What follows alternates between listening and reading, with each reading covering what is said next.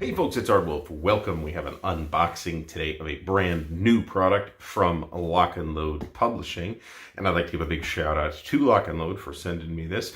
This is the now shipping Heroes of the Bitter Harvest. Now, there was a crowdfunding campaign for this over on GameFound. I will include a link to that in the video description, but even not only is the campaign over, but the late pledge period is over as well. But you will soon be able to order it on Lock and Load Publishing's website, I am sure. 2 add-ons were also released as well at the same time, Enemy at the Gates and Valor of the 13th, and these are module rules and scenarios that include extra maps and extra goodies and scenarios and stuff. And this is, of course, the Lock and Load Tactical World War II system, which is a system that I actually like quite a bit. As a sort of lighter alternative to ASL without necessarily being too simple. You know what I'm saying? It is in a very large box, and I happen to have a tape measure here, so we're going to find out. It is about 9.5 by, we'll call it 12.5 by about 3 1/8. So this is a huge box, and it's very heavy. So we are going to open her up and take a look and see what we get. There's a complexity 6 out of what looks like 10 here. Solitaire playability is 10 out of 10. Ages 12 plus, 1 to 2 players, and time 2.5 hours. So this looks to be solitairable as well. So let's open her up and see what we get. As usual, I expect the component quality to be top tier. That is just what we expect from Lock and Load Publishing. Cover has kind of a nice shiny but linen-y finish on it, which is rather nice. And nice thick box too.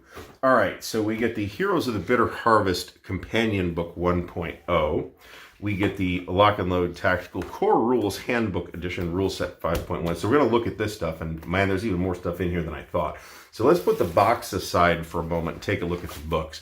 We have 2 large spiral-bound books here, and I talked to David about the decision to spiral bind this stuff, and it's really a good idea because instead of having to bust the spine on the thing, everything just lays flat or can be back bent without wrecking the spine. So it's really rather nice. Now, I have already looked at I haven't played this new rule set 5.1, or for that matter 5.0, but this is the latest rule set. It's got a nice sort of satin finish cover on the outside and a bit glossy on the inside.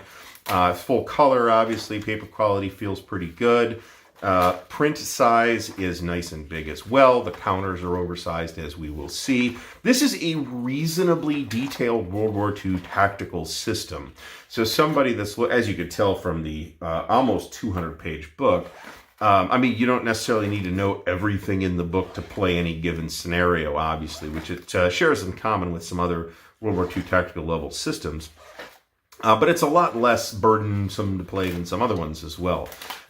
This looks great. I haven't actually looked at the 5.1 rules yet. Single man counters here. We get a nice, I'll point out, it's laden with illustrations, but we also get a nice comprehensive table of contents, which is nice. Back at the back, we get an index. Now, you know, I have questions about wargame indices, but we'll take a look at that in a second.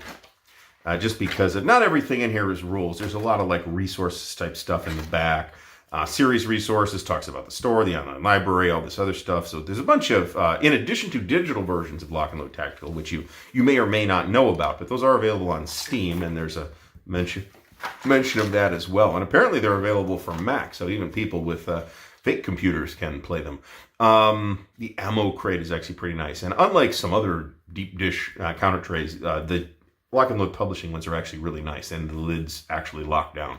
So that's nice. I don't know if you can buy them individually. Last I checked, you couldn't. I don't know if that's changed or not. You can only buy the ammo crate, which has a big box along with it. But there's a lot of stuff here, and if you're going to accumulate Lock and Load tactical material, you're probably going to need some kind of storage solution. You know what I'm saying? And there's novels. X maps and the 4K X maps. These are just like the blown up maps, the bigger size maps. We have all the tables and stuff in the back. Combat tables 1, 2, 3, 4. With all the mods and stuff. weapons, ammo, and targets, off-board artillery summary. As one of the more confusing parts of Advanced Squad Leader, I can appreciate that there is such a summary. Here's the sequence of play card. Here is a glossary, which is actually quite nice to have. Not that there's, I don't know, some folks will look at this and say, oh, that's a lot of jargon. But compared to ASL, this is like nothing. The index looks good at a glance. It remains to be seen when you got to look stuff up, how easy it is to use. But at a glance, it looks pretty good and pretty comprehensive. At the back, we have a dedication from the OG himself, Devin, who you may have recognized, making a special silent guest appearance in this video. And we got credits back here. Executive producer David Heath. Associate producer is Devin Heinley. There's a lot of credits here, but I don't see a specific person listed as the designer. We do see some names we recognize from other places too, like Uwe Eichert and John Butterfield. Lock and Load Tactical Solo Assistant Appreciation. I don't know if that means they are contributors or if they are influencers in this context. So very nice Lock and Load Tactical Core book. And here we have the Heroes of the Bitter Harvest companion book, which is a similarly produced product, but this one feels thinner. This one is only about 100 pages plus a ton of extra stuff in the back. So let's take a look at this thing. Once again, we get a very nice comprehensive table of contents, always nice to have. And in fact, it's irritating when it's not there. So thanks to Lock and Load Publishing for doing that, meeting my expectations there. So here's our introduction. Talks about national characteristics for the Soviets. Presumably there's national characteristics for the Germany right here as well. The data cards. There's cards, and we'll see it all. There's a lot of stuff in here, so we'll see it all. Role-playing companion. That's interesting. Role-playing campaign. Okay, that's interesting. The role-playing campaign for Heroes of the Bitter Harvest and it expansions allows you to become a personal leader represented by a game counter on the game board. That's interesting. That's the kind of... we've seen that from time to time in war games. I would not go so far as to call that a role-playing exercise, but, who cares? Solo Assistant. Here's our solitaire rules for solitairing all this stuff. The AEO Orders deck. Okay, this is the solitaire stuff. So there's at least one then of the decks of cards looks like it is in fact solitaire stuff. And we have the Battle Assistant. What is the Battle Assistant versus the Solo Assistant? That I'm not sure about. I have not looked at the Lock and Load Tactical Solitaire stuff at all. Oh, okay, here we go. Battle Assistant 3.0. So this is the upgraded version of the Lock and Load Tactical Battle Generator made for Heroes of the Bitter Harvest and its expansions. Okay, so this is the random scenario generator, which is also nice to have, actually. If you play, I'll say Combat Commander is an obvious example, and you feel like it's missing elements that you want in a World War II tactical game. Like tanks in the case of Combat Commander. And I know there's an add-on that appeared to C3I that includes like one tank counter, and it's real abstract. And that's fine, because that's not what the game's about. But if you feel like those things are missing, and you don't wish to deal with adding them via ASL, switching to the ASL system, then I really do think Lock and Load Tactical is one of the best alternatives. It's not a radically different type of game from ASL, but it's much, much more digestible. And bear in mind, everything's got pretty big print here. So we got scenarios here, and there's probably a lot of them. In fact, is that the table of contents? I was assuming that's in the table of contents. Just want to count the scenarios. 1, 2, 3, 4, 5, 6, 7, 8, 9, 10, 11, 12 scenarios in here. Don't forget there's the add-ons too. So Queen's Pawn to Queen's 3 is the first scenario. And this is okay, that's interesting. So we also have a solo setup here on the next page. The Steel Wall gets 3 pages. Please don't read, so don't read those. Steel Wall solo setup. So there's some kind of narrative element in here too. 5th Tank Counterstroke solo setup. Tooth and Claw of the Bears. This is 42. Pages are they're not really sticking together. It's an artifact of the punching of the holes for the spiral binding. I've noticed that in my own comb binding stuff. I've got a comb binder. Urban Renewal, Voronezh, 1942. Like a Good Neighbor, July 25th, 1942. Gateway to the Caucasus, Rostov. Cool. 3-map scenario here. So we can see that there's a variety of different sizes of scenario. Kletskaya, July 30th, 1942. This is probably all 1942. In fact, I want to say all of this happens pretty much in that Case Blue campaign. That makes sense. Fire on Hill 150, west of Kalak on the Don, August 8th, 1942. In the Footsteps of the Silk Road, Beginning of the End, August 1942. Spartanovka,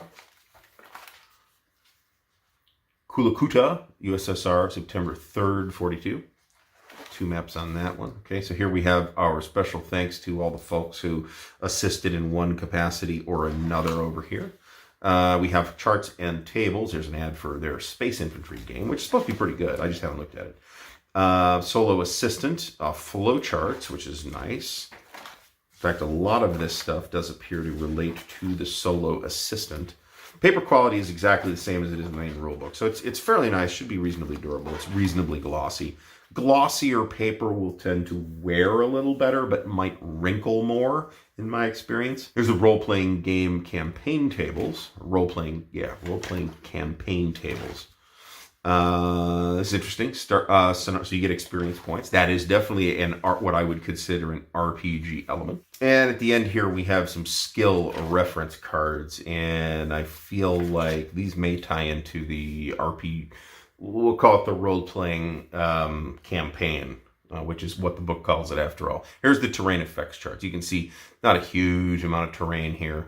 It's a decent amount, actually. 3 pages overall. These look like terrain that is placed on the board with counters, where this is the terrain that's just on the board. Here's a display, turn record track, casualty boxes, all that stuff. All right, so we've gotten through the 2 books, the 2 quite beefy books. So let's take a look at what else is in the box, because there's kind of a lot of stuff here. So we get this terrain overlay, and I thought this was all separate. This is masterfully packed, by the way. I thought this was separate pieces, but it's not. It's all like glued together. So there's a hill terrain overlay, which is 3-dimensional. That's pretty fancy, I gotta say. 4 D6 dice, which are thematically appropriately colored, which I always appreciate. So we've got 3 decks of regular sized cards, and these look like the data cards that you use for like leaders and stuff. And then we've got 3 decks of these, I'm going to call them tarot sized cards, although I don't know that that's truly what they are without measuring them, which I am not going to do, for the Solo Assistant. So we'll take a look at those in a second. In addition to that, we get maps. These are the individual maps. They're fairly small, but that's, I don't mind that. You always put a bunch of them together. There's also a giant pile of other stuff in this large, heavy box, including, oh, look at this. I guess we got the big maps too. How's this work? I think these are the bigger maps. They look like it. So, yep, they totally are. So here's this will actually give you a visual explanation of the X maps. So the X maps are just bigger maps. Okay, you can see that they do have the hex side, hex borders, which is unusual. Some people don't like that. I personally don't care one way or the other.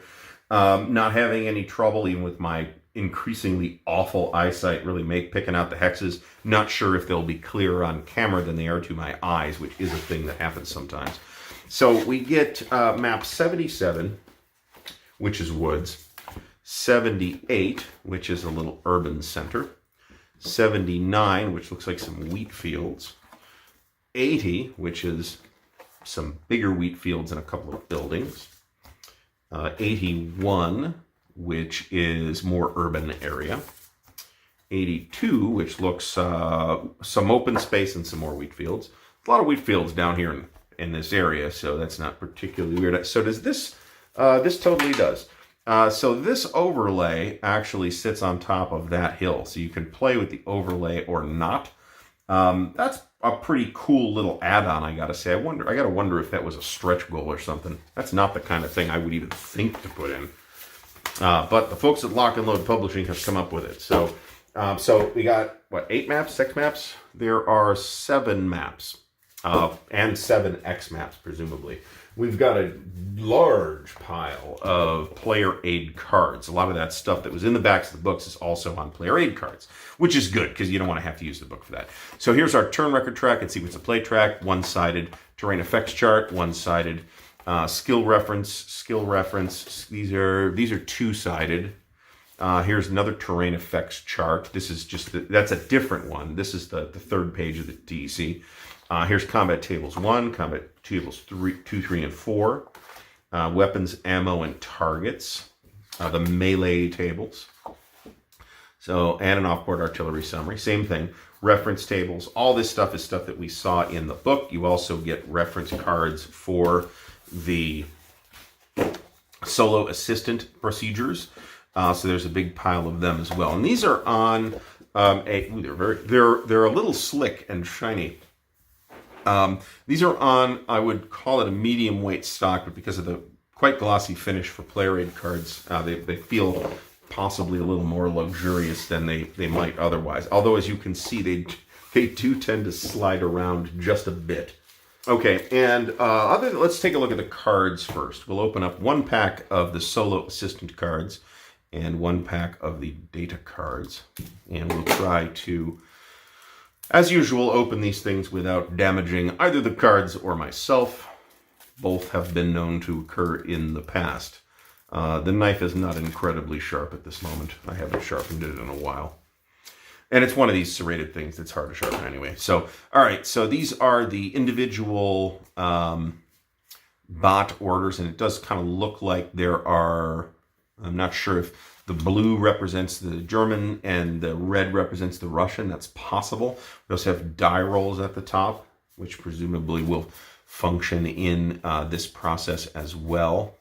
I, of course, will come up with my own storage solution for these odd-sized cards. They will not fit in a regular card deck. It does look like you're drawing these, so you can get sleeves, assuming these to be tarot-sized cards. You kind of got to go find them, but you can get sleeves for them. And if they are cards that you're going to be shuffling and drawing, then I believe that to be advisable. On the other hand, these data cards, you may not be doing that with them. So I would feel less, these are regular sized cards though, I would feel less urgent about getting the regular cards in sleeves. All right.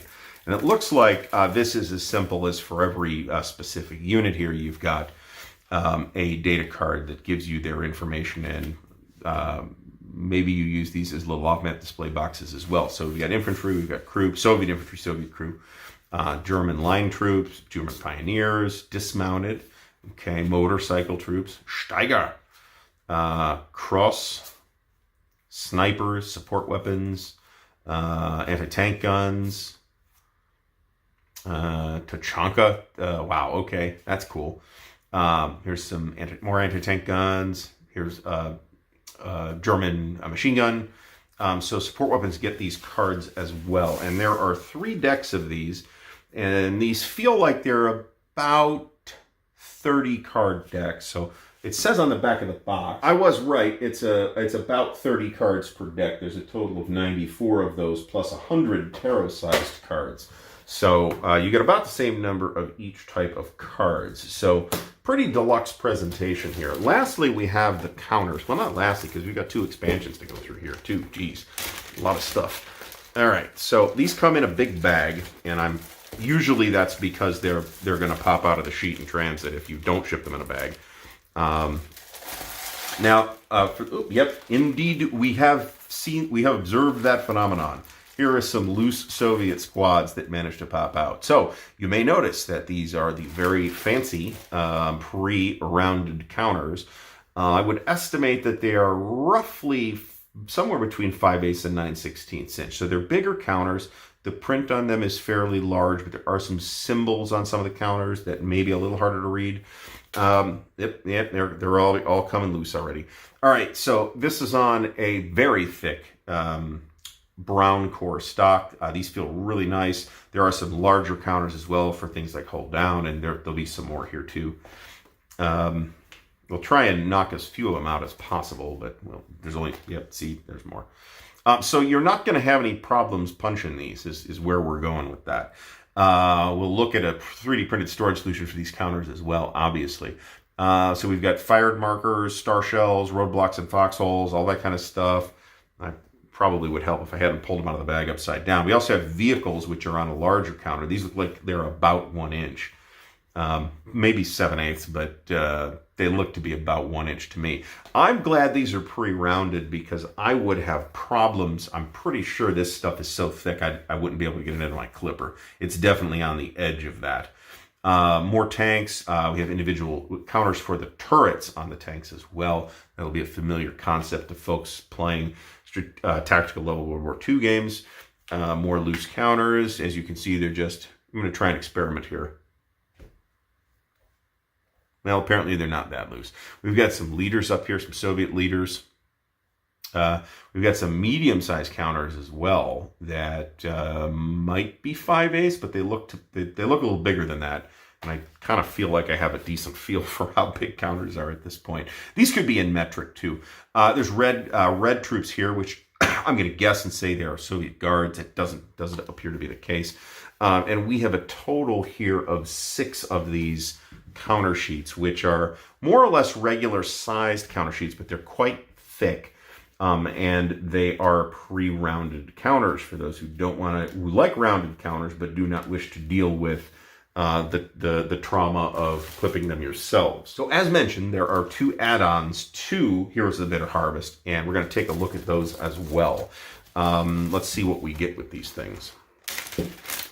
These also come bagged. And they're not incredibly tightly bagged, I'm happy to report, where I have trouble getting them out. Okay, so here we have a rule book, Valorant the 13th. And this is presumably 13th, Soviet 13th Army. Okay, gotcha. All right, and this is around Ponyri, actually. Or Ponyri, that's how I would pronounce that. I have no idea whether it's correct or not. Okay, so we have an introduction. Now, this book is perfect bound. Which in my experience for war games, because you're pawing through the books a lot, tends not to wear well, but this one does feel very solid. We have here scenarios. Left Hook. When is this? July 6th, 1943, so later on in that same campaign. Okay, Holding the Shoulder up to the top, and these all have the solo setups with them as well. So this is a lot of stuff, and the price, at least the price, I don't know what the MSRP will be when this is actually available for general sale, but if you got in on the crowdfunding campaign, the buy-in price seems very reasonable to me, but it may be too late to get that price too, I don't know. Tigers on the Prowl monster scenario. Cool. So there's a big map in here too. We'll take a look at the map in a minute. Tigers on the Prowl. Cats to the High Ground. Another monster scenario. That's pretty cool. Okay, so there's a book. First of all, there's a counter sheet that has completely come apart since this got put in a box, and they're literally falling out around me here too. So there's a large map, which might be for the monster scenario. Sure looks like it. And then there's, okay, so we got maps 87 and 88, and these are not X maps. These are just larger maps. So think of this then as something like a historical module on a specific map, which is right here. And this is a heavily cratered area, obviously. It's a pretty cool map, actually. And the maps, these maps are on, unlike the maps in the main game, which are on like a cardstock, these are on like a heavy paper. And they are a bit wrinkled. I would definitely plop some plexi on top of these, but that is not news to anybody watching this channel. And then we have a bigger one for the other scenarios, and this is quite large. So this is a 8-panel map, and it's not the standard sized 8-panel wargame map, I don't think, but it's close. It feels a little longer to me. Now, I might be nuts. That just may be the feel of it that's making it seem like that. So we get 2 big paper maps in here. Well, one big paper map and one slightly smaller paper map. We get another data card here for advanced vehicle combat, which includes features like destroyed gun barrels and immobile tanks and things like that. I think that's in the regular rules too. As you can see, easy punch counters. I think they should put that on the back of the box and maybe trademark it or something. Because we got a lot of loose counters here. Let me try it with this one. Yep, counters came out. How about that? 2 more counters came out just from me lightly jostling the thing. So Enemy at the Gates here, traditionally that name has been associated with the battle for Stalingrad for a number of reasons. There is, of course, a movie with Jude Law and Rachel Weisz and Ed Harris called Enemy at the Gates, which has its good points. And there was, of course, a rather famous game about the campaign to Stalingrad from the gamers and Dean Essig. So in this set, Enemy at the Gates, we get 4 more of the regular maps, which again are on a cardstock with a rather nice finish. And these are probably all urban too. So this is map number 91. This picks up where Hitters of the Bitter Harvest left off, 90, and these are probably 92 and 93. Yes, indeed. And then we get the X maps of those as well. We're going to try not to have another counter tragedy here. Nope, too late. So obviously all the counters are going in a giant bag for now. So we have the X map versions of these as well. And it's on the same paper stock. It's just bigger for those who want the extra space in the hexes. And considering that the hexes are big, I think that's not, or I should say the counters are big. I think that's not a bad idea. All right, so once again, we get a perfect bound book. It feels like about 40, it is 42 pages, I would say, even though there's a number 43. We got a bunch more scenarios here, 1942, August 1942, Red Tide South, Orlovka, August 1942. Once again, we get the solo setups for all these scenarios. This is just a lot more East Front beef here for aficionados of the East Front. And this book is more purely just scenarios than the other module, Valor of the 13th. This is 4 more maps, another counter sheet, more scenarios. Valor of the 14th looks like it has some additional features in it as well on top of that. I am not 100% sure how this is all going to get reassembled. So we will do that off camera, and I'll be right back. Okay, so as possibly you've expected, we did have some issues getting all of this stuff back in the box, including the 2 expansions, so that's not surprising. This thing was packed pretty solid when I opened it, so that's not surprising, although I think you could get all this stuff in the box with the proper storage solution, which I have to develop for this thing. So Heroes of the Bitter Harvest, thanks Lock and Load Publishing for sending this my way. It looks really nice. And for those who are in the market for a World War II tactical system that is maybe not as heavy as some others and is more accessible and has more readable counters and is easier to play and has more modern graphics, you really probably should give a look to the Lock and Load tactical system. And you can, if you just want to try the system, you can actually download the first module of the digital game for free on Steam, and then you buy scenario packs after that. I think you only get a couple scenarios for free, but hey, they're free. What are you going to complain?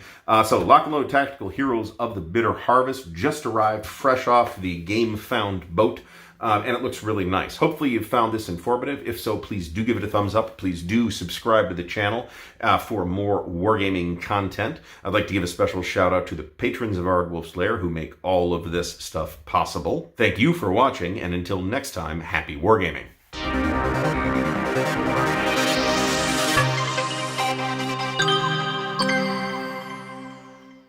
I guess I'd rather have the problem where the counters have to come bagged and they fly out of the sheets really easily than the old Avalon Hill problem of counters that have to be murdered out of their sheets.